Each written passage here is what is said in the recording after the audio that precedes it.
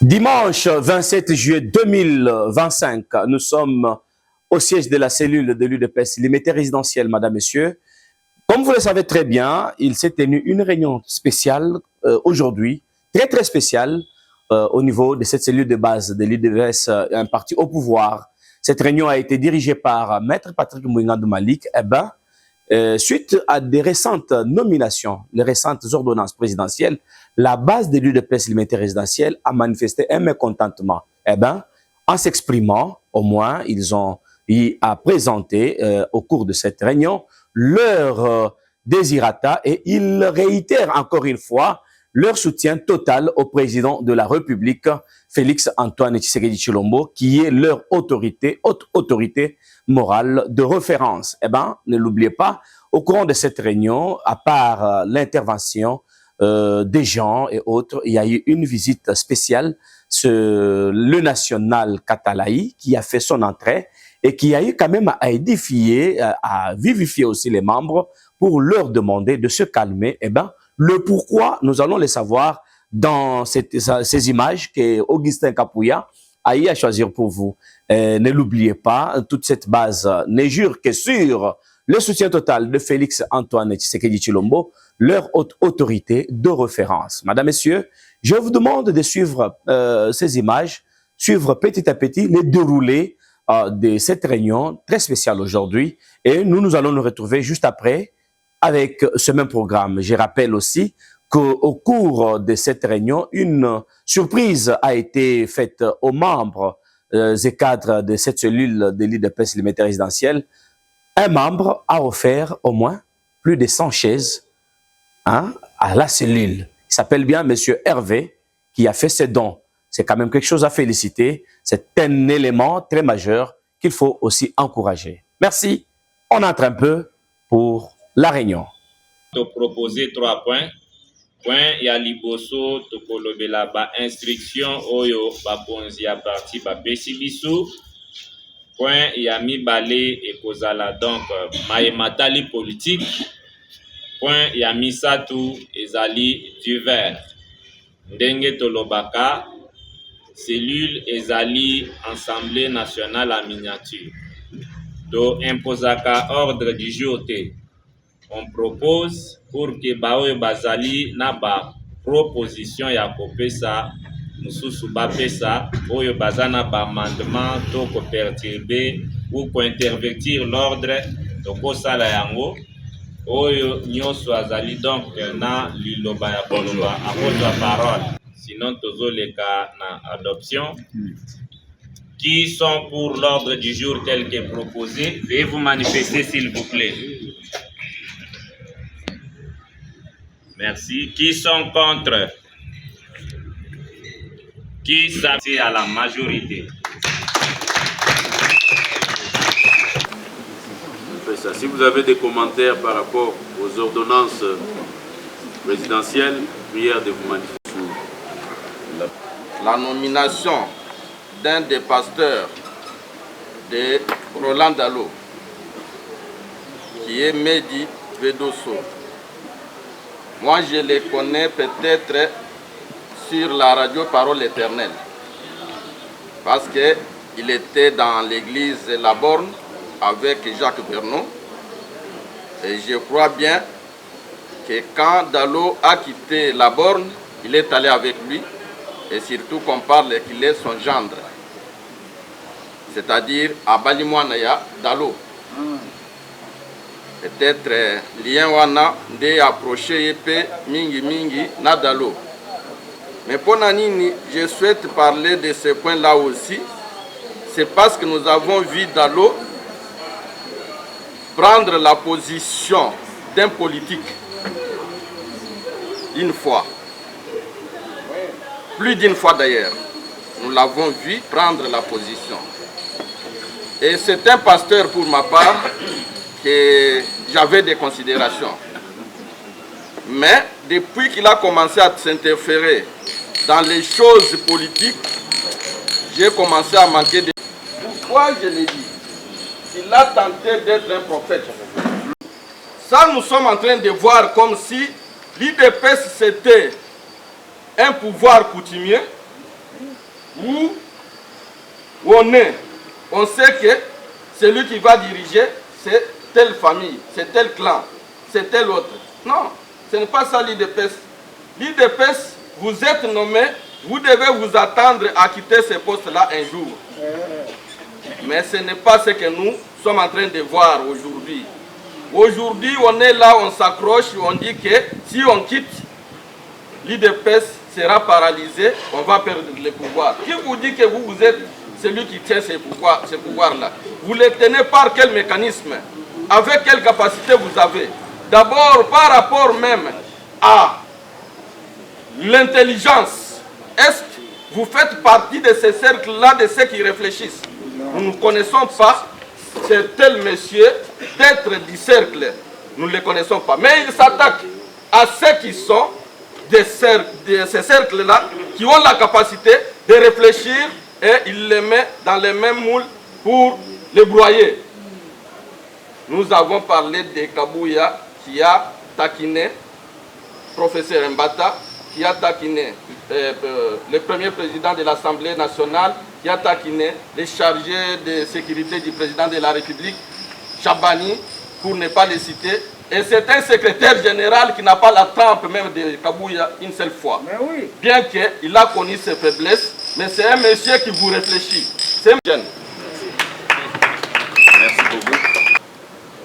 Nous quittons d'abord de ce côté. Nous allons chez Morgan. Nous allons revenir vers. Par rapport aux nominations pour les mandataires publics, pour moi, ce que je peux demander à notre assemblée, telle que vous êtes là, c'est les problèmes. Il n'y a pas un problème de s'inquiéter. Il faut laisser le temps au temps. Et beaucoup plus, on ne peut pas perdre la foi. Ce qui est plus important, l'homme peut recevoir ce que le ciel peut lui donner. Ce qui est plus important dans notre cellule, on a encore un problème, un grand travail. Le grand travail, c'est-à-dire que nous devons être unis. Nous devons changer notre façon de faire les choses, faire ce que vous appelez la diplomatie. C'est-à-dire que, parce que les nominations des chefs de l'État, c'est un message pour nous. À la cité, beaucoup de gens, ils disent, il a nommé beaucoup les gens de sa famille chrétienne, de l'église Philadelphie. Or, le chef de l'État, il sait de quoi il est en train de faire par rapport à ces nominations. Maintenant, ce que je sais à mon humble avis est que la dernière nomination, il y aura de bonnes choses. Il y aura de bonnes choses qui vont arriver pour nous. Mais ce qui est plus important, nous devons être unis, solides.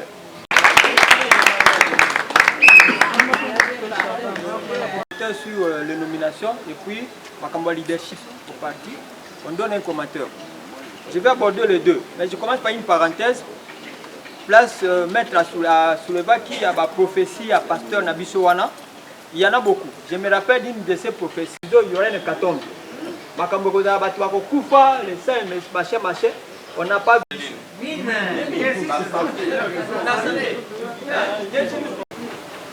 À quand est-ce que nous allons jouir? Bobby, on a des stratégies, des nominations, machin. Mais il y a des stratégies, il faut qu'il y ait des stratégies qui donnent des résultats. Quelle stratégie? De nourrir les autres depuis longtemps. On parle de l'Union sacrée maintenant et la Philadelphie. Hier, c'était Shekina. Et ainsi de suite. Bande Konangai. Donc on doit la boîte. Parce que nous, ça ne va pas. C'est une façon de nous endormir. Des deux côtés. Que ce soit aussi du côté de leadership. C'est vrai que non, la liste de part et d'autre, des deux côtés, leadership.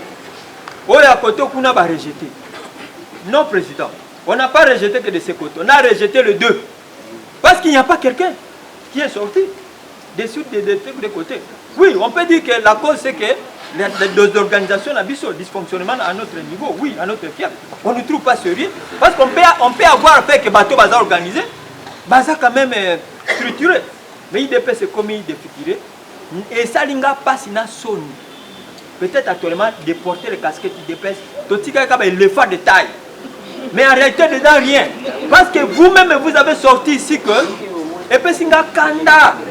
Je ne sais pas si je peux appeler ça colère spirituelle, mais non, colère politique. Un parti comme AREP, que moi je ne peux même pas appeler ça parti. Il faut calmer. C'est le nouveau-né des partis politiques du Congo ici. Hein?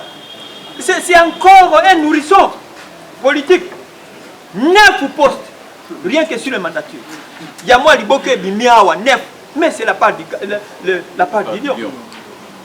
Et Bimi Ndambo Bolobia, qui est Bimi Kandambo. Nandambo, AREP 9. Mon Dieu. Vous voulez valoriser la thèse que nous entendons que l'IDPS va tremper le territoire des Aragate.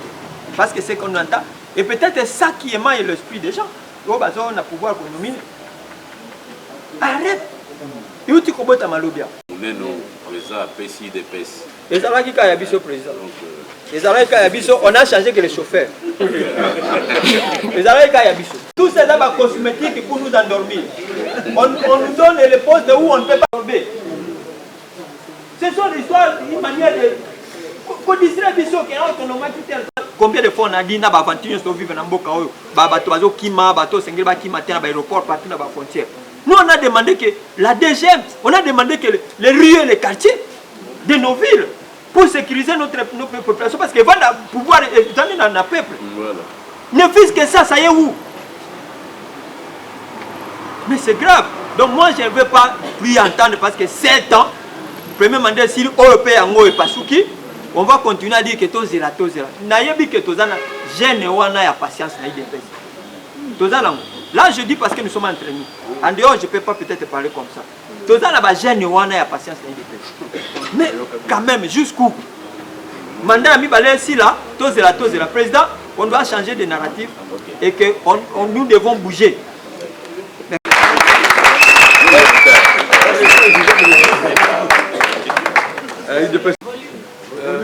Dans le parti politique, il n'y a que des relations d'intérêt. Autrement, comme ma cellule l'église sur une église. Relations d'intérêt. Voilà. Vous racontez que c'est-à-dire crise autres dans le parti. L'autorité morale a voulu réclame. Total analyse. En réalité, ça c'est ma lecture. Autorité morale, il n'est pas d'accord avec Kabouya, mais il ne porte pas aussi le CG de Obissu. On doit se le dire. Donc, il va dire que non, Bayambagi Bango. Donc, la jour autorité morale a s'appuyer dans le groupe de Morogo. Ni Koto, ni Koto. Donc, il n'est pas d'accord avec Kabouya, ça c'est clair. Mais il ne porte pas aussi le nôtre. Pourquoi dans le bien? Tous les rêves d'intérêt, comme l'a dit le collègue. Nazuka a une nomination. À l'université de Kisangani, il va être nommé un recteur de prof Kirongos. Il est de l'ensemble. Je vous informe. Kuna base de dépêche, Fachaki. Il dépêche, Tomboki. Mais la ministre est reçue à Nomaï. N'a pas proposé, c'est Kabouya, non? Tu viens de parler de Ouamesso. Parce que là, on doit recadrer des choses. Il y a le DIRCAB d'abord. Je parle de DIRCAB, chef de l'État. Il n'a jamais été dépêche. C'est un collègue professeur de la faculté de l'équipe. Professeur André Niemou, nous l'appelons Andy. Quel type de matata pour nous? Il a été conseiller à matata. Matata tigé pour quitter le bon loup. Je vous dis, c'est un collègue, non? Un jeune professeur. Andy. Pour le cas André Niemou. Bon, Bambi est quand même dépêche. Il faut qu'on se le dise.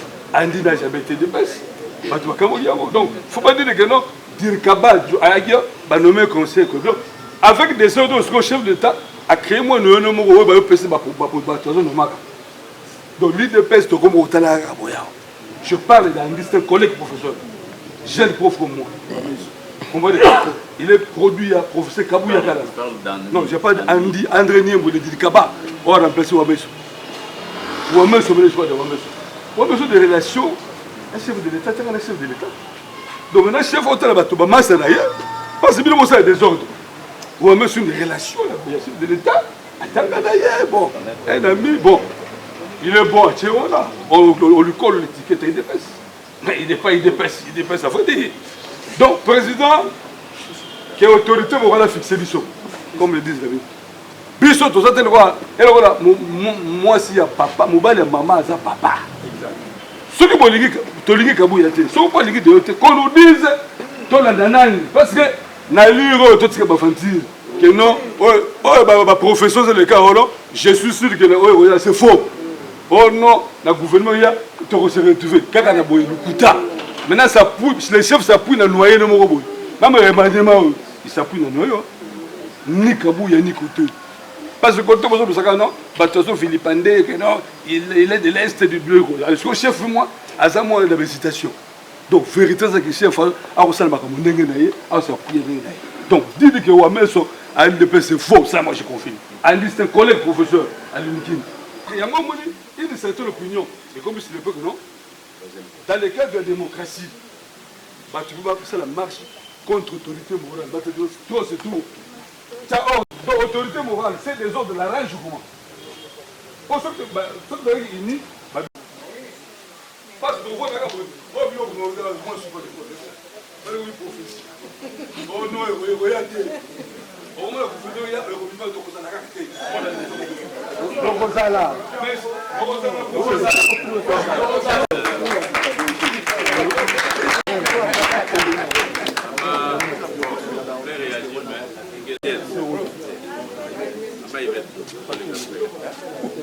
Président tozotu makambo nyonso tolobaka kolela nyonso eske mokonzi ayokaka yango ekomaka epa na ye seke ekomaka te bokotika ta biso moko tokende kolala libanda na yo na ta une semaine ayoka susi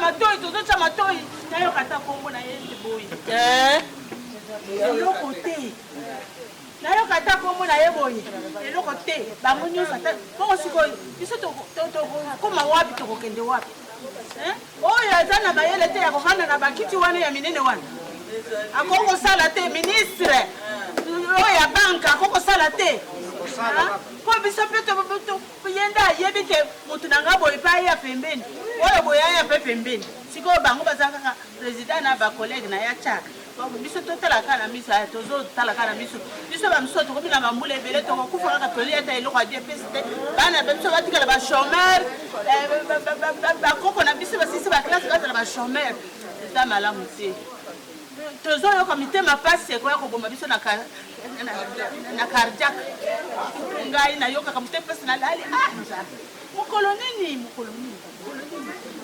nzambe en tout cas eza pasi bosala makasi po ete pasi oyo mpe esila mpe na biso papa mbui baklasse oyo bino botangi eza ya pamba te yo mpo okoki kozala na banke wana yo mpo okoki kozala banomination ekeli nayoki ata kombo ya motu na biso ata moko te nayoki mabe makasi tokozela tileri tokomema mafuta na tosimbi toketi Merci.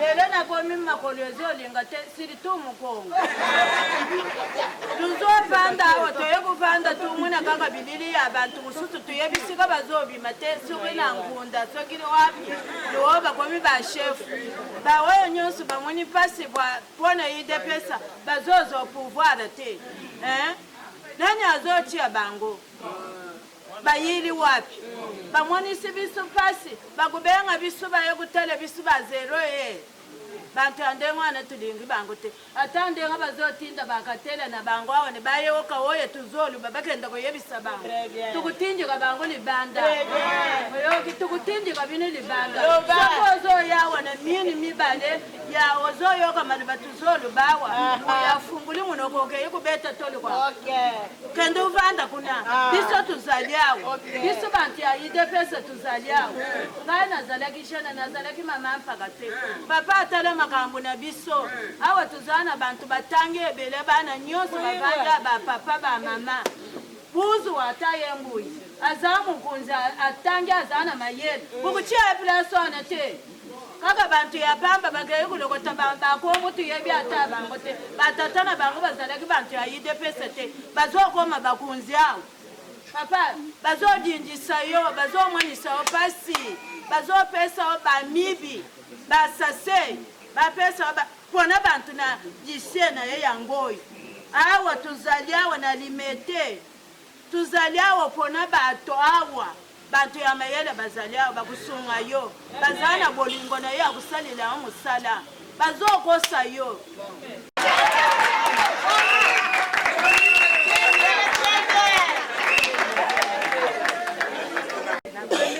badiaspora basali mosala na koyawana miyibi bayibi badetourne ebele chef de l'état azotala lelo na Philadelphie pasteur na ye asakanaki na monoko o azopesa ngai ye eloko te dimeza te mais mokolo président asali surprise alengaki boye mokonzi vanda kotora aza mondi avandaki akeye apesi mpe enveloppe wana akamati nzela apres église akeli nde ntina sikoyo ya kotala bango atebelela bango mpo bazwaka baposte minene wana pourquoi bapapa bavandi awa soki bazwi ye akoloba mama wana alobaka wana na chere nazwa ye ata secrétaire awa tokosala misala toza na besoin na komi veve toza na besoin ya misala toza na makasi toza na ntina ya mibali te mobali na ngai mosala tokosala yango mokolo nini Philadelphie aza motu asa foshaki atia ye mafuta te banguna monguna oyo aza na kati mpo oyeba ye eza pasi okoyeba oyo azolakisa yo na elongi pasteur na biso aloba il faut faire attention avec l'ennemi que tu ne connais pas que c'est ton ennemi mais c'est lui qui est déjà visible là tu as la position il faut faire très attention président afongola liso papa bamama ndenge bovandi boye bomona yango malamu faci oyoki mama ndenge alobi ke akotaka na idps mwana moke lelo akomi mokolo ndenge moko nanga depuis 83 o nakoti na idps na bomwana nyonso 25 ans lelo nakomi na 67 ans nakosala lisusu mosala ndenge makasi akosala mosala ezate batia ata bakoko na biso basala mosala batia ata bakoko na biso toyoki ke oyo banome banani awa banome mutu moko awa atia mosapi likolo tozoya kofanda na bakiti pamba topangwisaka mitoke ka boye te papa bokomisa malobe pa faci tozoya mpo na ye mpo ye azokende kopona bato oyo oyo bazobalokele ye nsima mikolo tozomwana atie ye asekisi ye lelo mpo atie pembeni na ye lobi balobi anga mbongo ekomi ebele boye nga nakende ye lisuku wana tolongola ye wana alingi nde bao wana bongo baidps oyo bavandi mbula na mbula bazodirige bazoya na mbula bazoya na moi banda na se banzete kuna sikoyo tokosala ndenge tokoloba ndenge nini totikala kaka na pasi boye na bana tala ndenge batata bavandi bilongi oyo nde ezongele me eza ya kokauka mpona pasi IDPS viva. Membre de l'IDPS combien au Basi? Parce que le combat était pour l'IDPS et l'IDPS. Vous savez, cette cellule est Fanny Nicolas et Patrick. Bonne année. Nous profitons de cet intérêt de l'IDPS. Nous sommes couffis sans qu'intérêt athée. Sauf que Patrick est athée pour les cellules des autres fois. Et donc, il dépasse beaucoup. Je ne vous trompe pas. Et j'ai la colère sur ça. Ce qui a zaté, au moment où il n'y a pas une volonté sans salaire lorsqu'on est au pouvoir.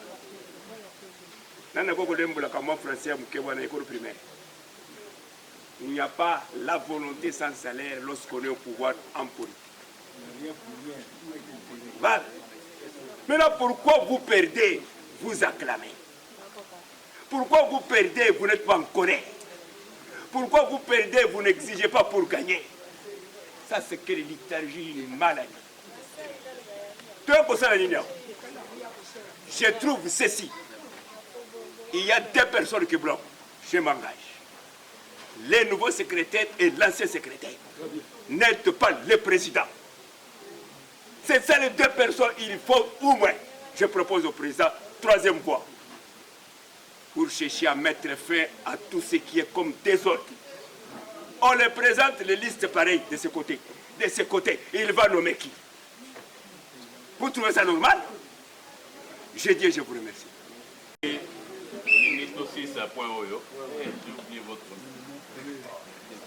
S'il vous plaît, on a pris beaucoup de temps avec ces points. Il y a liboso bolongolana nous doute ezana kati ya motema parce que omoni na ba ordonnance bilongo boyebite, n'est-ce pas? Bolongolana nous ba doute wana. Président de la République qui est l'unité, le symbole de l'unité du parti. Il demeure jusqu'à ce jour membre de l'UDPS. Personne ne peut contester ça, n'est-ce pas? À ce jour, il n'y a pas salué constat le rôle de la Bissonion, n'est-ce pas?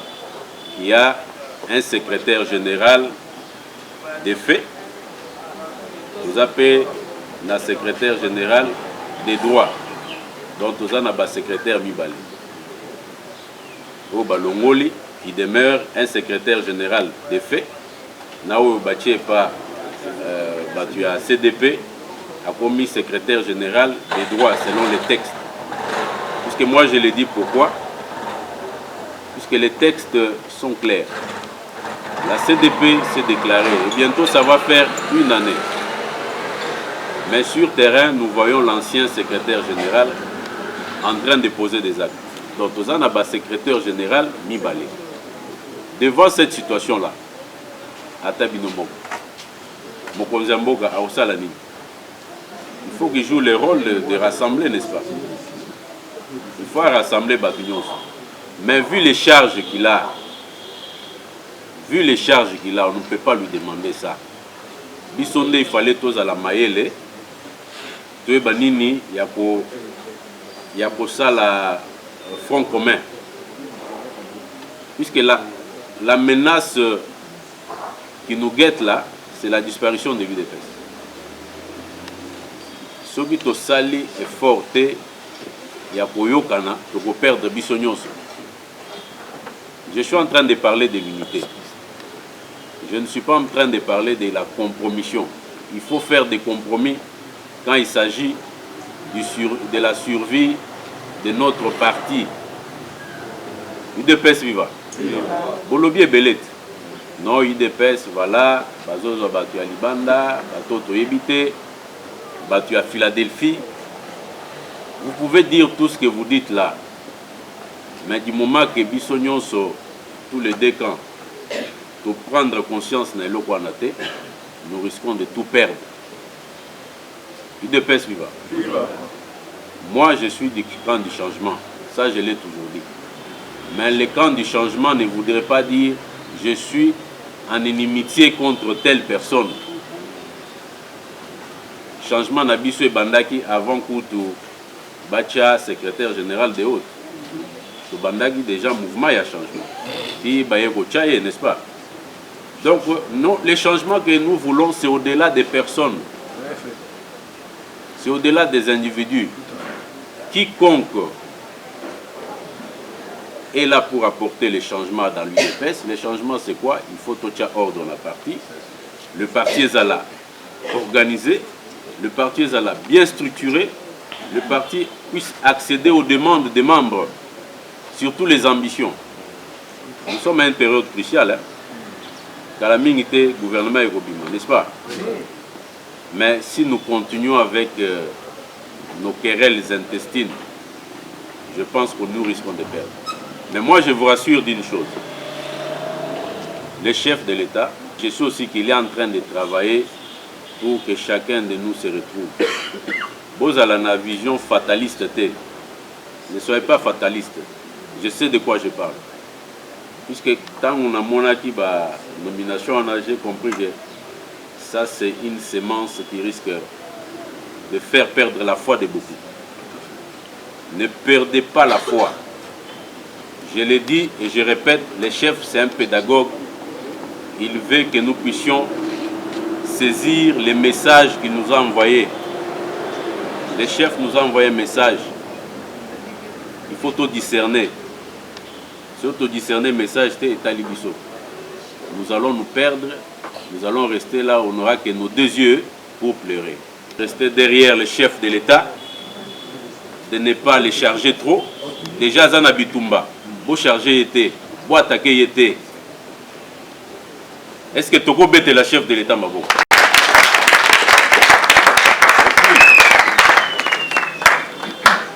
Il y aura encore d'autres ordonnances présidentielles. Les autres parlent des discours déjà. Voilà. Donc vous allez au côté dire message à chef. Si on ne saisit pas les messages, nous allons nous perdre. Voilà, pour répondre à papa. Je suis de votre avis. Le message applique à la Guinée.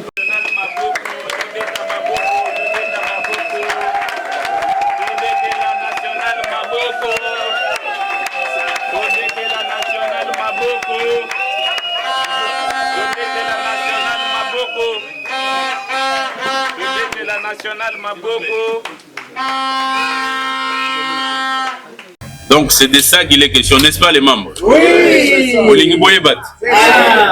Olingi toyeba makamnyo swana. Yamwa to bengi national de l'applaudir pendant qu'il s'élève pour bien interagir avec vous. National, vous avez la parole. Viva, viva, viva, Tshisekedi, héros national, Félix, chef de l'État, président, président, président, Igourou.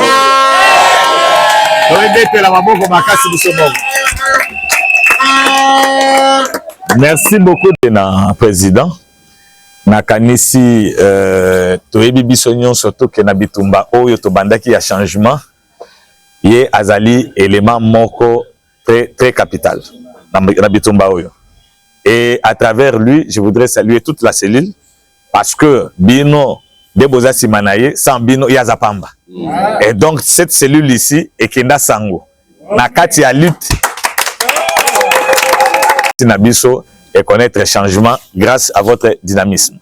Wana eloko ya liboso na linga ko bana nango. Eloko ya mibale na ko répondre nanu te rapidement boye na ba préoccupation na bino comme relative ya ba nomination oyo euti ko salema récemment. Mais na lingi puisque toujours fêté non seulement victoire diplomatique ya mboka na biso face ya moto président Lobaki a renommé ya wate. Mais nalingaki aussi na rappeler que toujours fêté pe une année il y a lutte na biso oyo to bandaki pour un changement au sein du parti.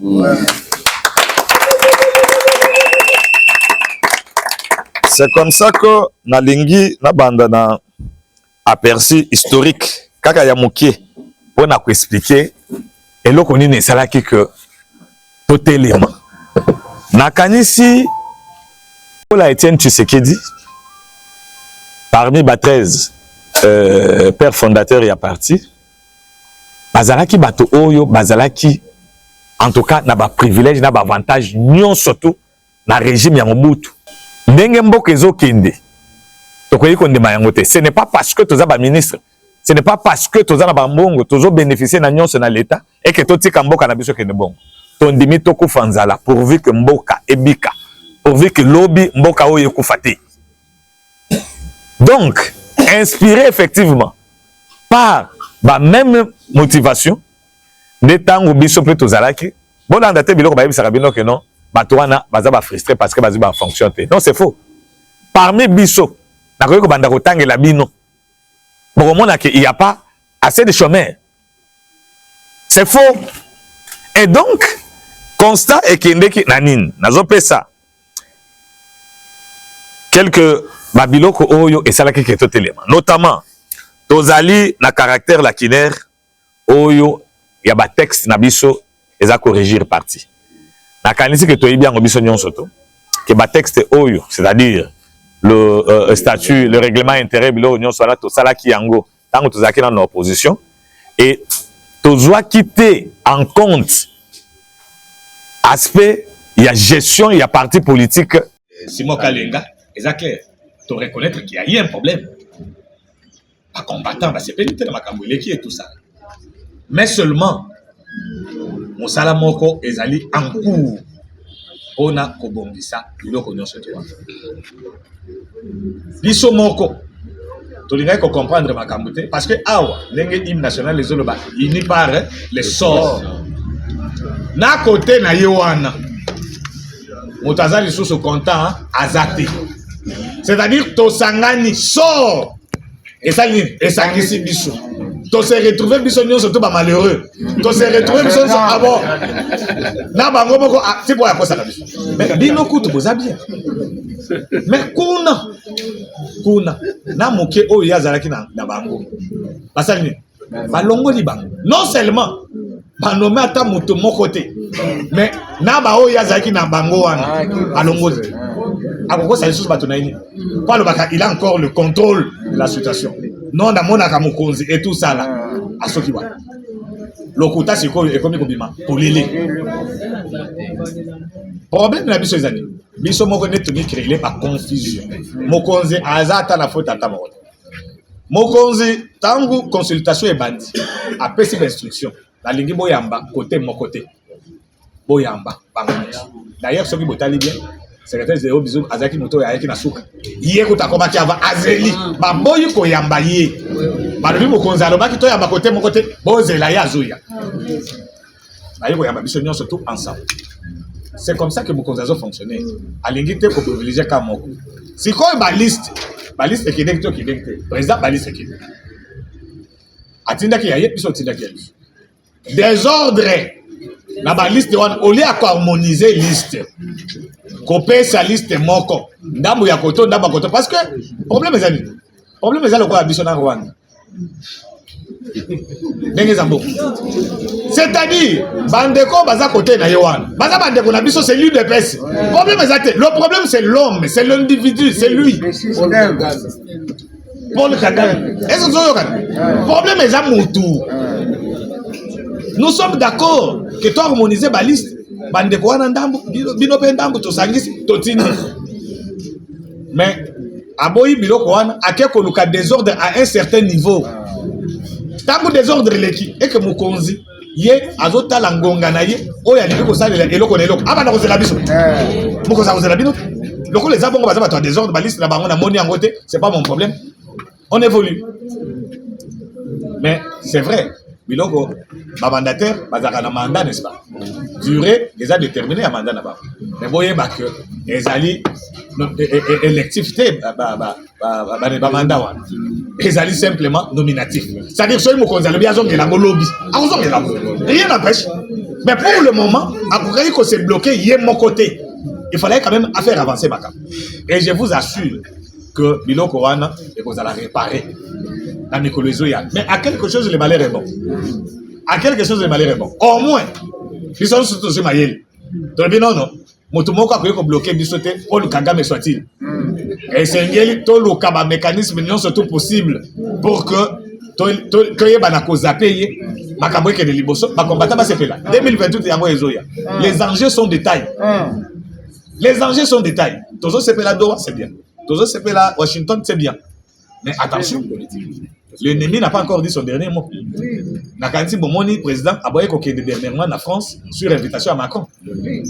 Ah ouais. Peine à Macron. Ah bah non, quand c'est ça le coup. Si on les rattraper, ah bah non, on a kabuli. Ah non. Ote, élection et les kaki, bota la image. Bota comme journaliste. Et comme les gens se balancez-moi. Balancez-moi, papa. Change de métier, c'est simple. Donc on a dit que le secrétaire général ou lequel il on va changer de métier. Tant mieux. Qu'est-ce que c'est le journalisme les Cambouissi? Qui on va distraire Batoubo.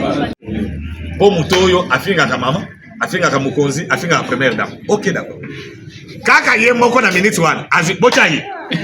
Ata binomo. C'est-à-dire elongia Satan élimine Lola. Soyons sérieux. Soyons sérieux. Donc, dans mon poussé, je voudrais vous rassurer. Moi, c'est découragé. D'ailleurs, bien sûr, tout ça va être découragement. Ouais. Bien sûr, tout le monde a dit que vous avez dit que vous avez dit que vous avez dit que vous avez dit Et c'est ancienneté, 2 ans ils ont ancienneté, 3 ans ils ont ancienneté, 20 ans ils ont ancienneté. Bon, ancienneté, il y a le bac. Et ça, il y a combien d'années? Abandaï de pes wap. Ce qui a Abandaï de pes la Kinshasa, c'est-à-dire, Azana, il y a Botamé la Kinshasa, il y a Kouya, et puis il y a Mokolo, Boto Naye, Moula Naye de pes. Neboula, Moula il a dit Nabandi de pes. Et ce n'est pas longtemps. Tokozong et la romo comme sous na kopesa ba détail nyonso. Et moko na koleka na TV na koloba parce que na yebi que akoko répondre na te pas yebi na yebi histoire. Personne m'a pas na yi na partie oh je l'ai dit caméra zo talaka. Et soka zo landa ngai ayebi yango bi. Que ezana muto ayebi ye koleka ngai te. Na partie mo be na yi de pesa mudimba. Boy bona ni. Parce que ngai tokoli na ye. Donc, toza ba voisin. Nga na botami ya zomonanga. Alors, famille na ye na papa ti na mwana suka. Ba yebi nga na yebi ye, to ko la le pa na bango ba ko la le pa. Donc nous sommes presque une famille. C'est comme ça à koki ko za courage te ko contredire na po yebi que je suis capable d'aller plus loin. Mais nous sommes en politique. Alingi to suka wana. Mais soki ya on a vu ça ba za côté mokolo boko tout mo la ngai. Na so na lingi na TV. Akobenga na bino pembeni.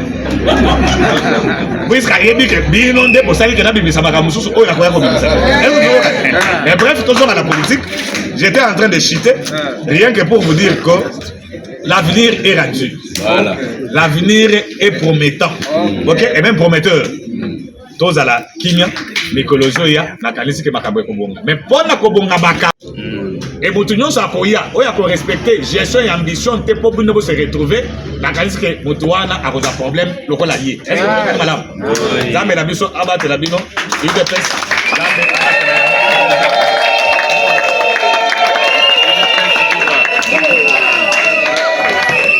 On s'est payé hein. Pas calmer Barder na bino.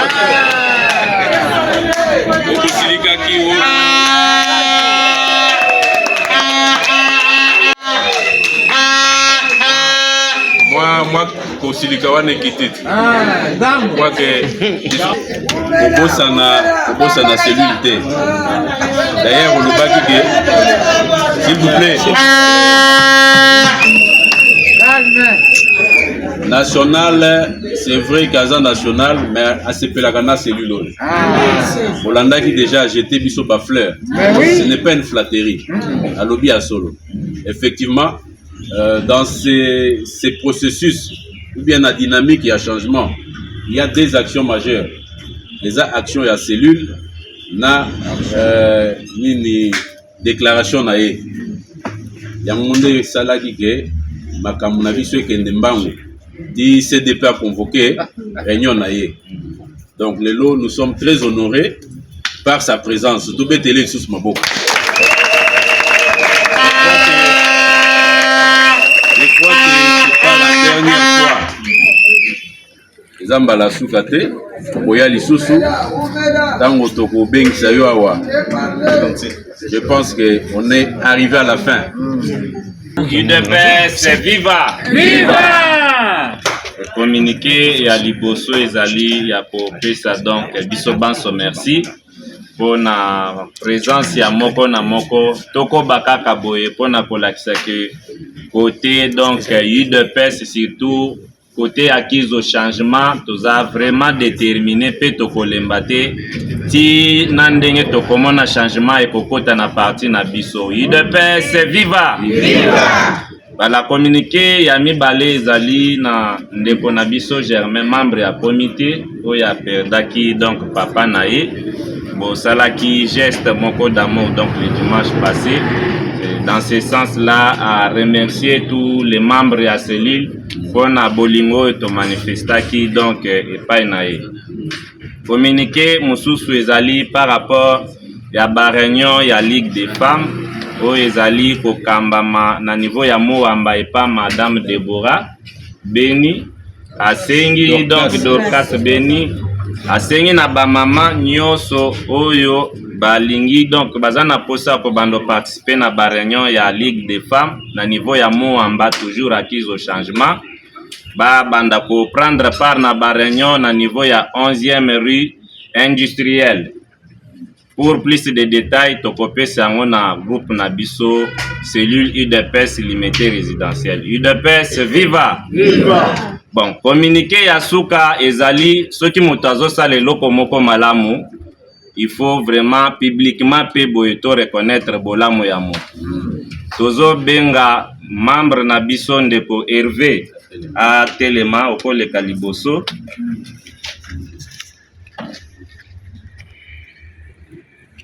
Merci, regardez l'ensemble.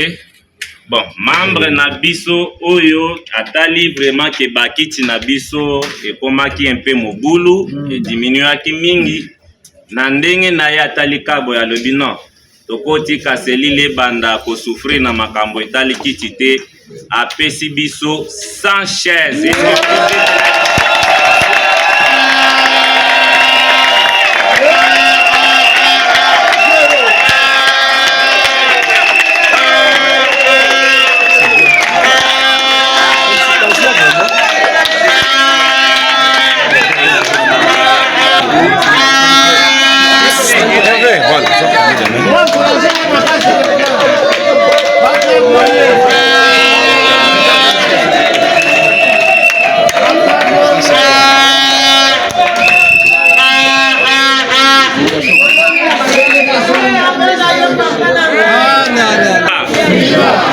Voilà, on a communiqué à Souka 125 membres présents.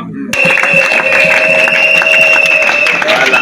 Qu'est-ce que nous pouvons retenir en gros sur la réunion de ce jour? En tout cas, merci pour la question. J'aimerais vous dire que en début de la semaine, il y a eu quelques ordonnances du président de la République qui ont suscité beaucoup de mécontentement. Mais par après, nous avons décidé que les nationales que vous voyez, national Katalaï, viennent nous entretenir sur tout ce qui entourait la prise de ces décisions du président de la République, notamment les ordonnances de nomination des mandataires. Il est venu, il nous a suffisamment éclairés. Il a eu à remonter le moral des troupes qui étaient découragées, qui étaient frustrées. Le national nous a suffisamment rassurés, il nous a remonté le moral et il nous a dit que le président de la République doit évoluer dans son travail. Nous, on ne peut pas les bloquer. Si les ordonnances sont sorties de cette façon, c'est parce que nous nous traînons les pieds. Et ils ont promis d'accélérer les processus pour les prochaines nominations. Je pense que tous les membres sont satisfaits de sa présence. D'abord, nous avons été très honorés par sa présence et nous rassurons tous les membres de l'UDPS que le travail est en train de se faire au sein de l'exécutif national. Je crois que le national, en venant ici, lui-même après avoir fait son discours, il a compris que les membres ont adhéré à sa position de continuer cette lutte pour les changements. Donc voilà un peu ce que nous pouvons dire. Les membres sont satisfaits. Je pense que le national a senti quand même que la température a baissé, puisque les gens étaient montés au début de la réunion. Ben, l'espoir est permis. L'espoir fait vivre, dit-on. C'est vrai, qui vit d'espoir meurt de faim. Mais je peux vous rassurer que, en tout cas, il y a lieu d'espérer. Mais avant toute chose, je voudrais vraiment féliciter le président Patrick pour son dynamisme, pour son sens élevé de responsabilité. Chaque fois, je sais qu'il endosse les responsabilités, même ceux qui ne sont pas siennes, simplement parce qu'il est un grand cadre du parti, il est obligé de sauver le meuble, du moins ce qui en reste. Et c'est comme ça qu'à travers lui, je voudrais également féliciter toute la cellule de l'unité résidentielle, parce que c'est parmi, si pas la première de toutes les cellules qui, en tout cas, prouve à suffisance qu'il est aguerri, qu'elle est toujours debout, capable d'affronter les enjeux de quelque nature que ce soit. Pour revenir aux frustrations qu'il y avait, c'est tout à fait normal. Le problème, c'est le déficit communicationnel. lorsqu'on n'a pas d'informations, c'est normal que cela donne lieu à des spéculations. Et les spéculations, effectivement, généralement, ça cause de frustration. Mais j'aimerais vous dire ici que les ordonnances qui sont sorties, n'est-ce pas, tout récemment, c'est vrai, ça fait couler beaucoup d'encre et de salive, mais je dois vous rappeler une chose, qu'aucune responsabilité du chef n'est entamée. La faute nous revient à nous, parce que nous n'avons pas su, nous assumer en tant que responsables. Et les désordres qu'il y a au sein du parti ne peuvent pas bloquer le chef et par ricochet la République, la marche et le bon fonctionnement des institutions de l'État. C'est comme ça que le chef a décidé, n'est-ce pas, pour que ça puisse nous donner des leçons. Effectivement, nous avons tous tiré des leçons. Et ceux qui sont du côté du désordre et ceux qui sont du côté de la légalité que nous sommes, je pense que tout le monde a compris que le chef a besoin de nous tous, de l'unité et de la cohésion. Et j'en appelle ici à la conscience de tout un chacun pour que nous puissions, la main dans la main, nous serrer le coude pour que demain soit meilleur.